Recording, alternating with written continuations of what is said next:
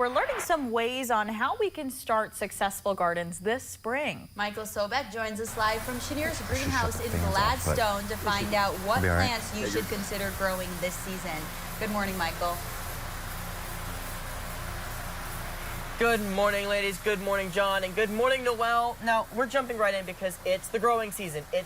Spring is really settled in and we're seeing those warmer temperatures. Now, I have Nick Chenier joining me, who's the co-owner of Chenier's greenhouse. It's been a year since we've talked, and we've been now have a more normal winter in between these two spring growing seasons. Yep. What can people expect now that we're experiencing longer amounts of cold and a little bit later start to spring? Well, essentially, we can expect more of an average year from what it seems like. It was more of an average growing season this year compared to last year, where we had a lot more sunshine and warmer temperatures. So the plants grew even quicker last year, but overall we're still on great pace and we're happy with where things are at. Now, for people who are starting those gardens at home and maybe even started being overachievers and seeding inside ahead of time, what kinds of things should they prepare for as they bring those plants outdoors? Right, so the biggest thing right now is we want to pay attention to the forecast. If you have already purchased your annuals or some haying baskets, a lot of retired folks who have already purchased, they'll bring their plants in and out at night and especially put them out on the sunny days.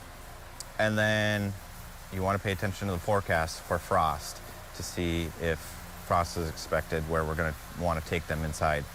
Now, speaking of frost and speaking of having those plants being outside, plant hardiness zones.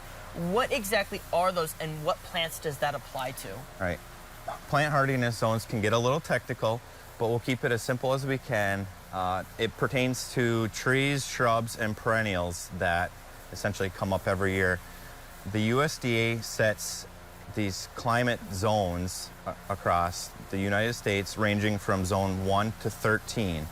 It essentially describes what plants we can grow in our climate that will survive the winter and thrive. Most of the Upper Peninsula is zone 4 and zone 5. The closer you are to Lake Michigan or Lake Superior, you can typically get away with the zone 5 rated hardiness perennial tree or shrub. And the further inland you go, you typically want to stick with zone 4. Here at Chenier's greenhouse, we pretty much only sell zone 3s and 4 hardiness rated perennial trees and shrubs.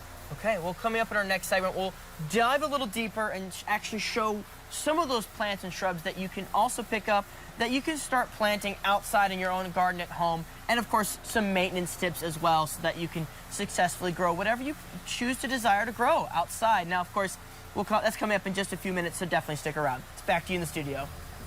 Thanks, Michael. Well, yeah, it seems like I really want to get into planting, but I feel like today might not be the day to do that, Noel. No, John, the green thumb has to be put inside because some torrential rains. A stormy turn coming up next in your full First Alert forecast.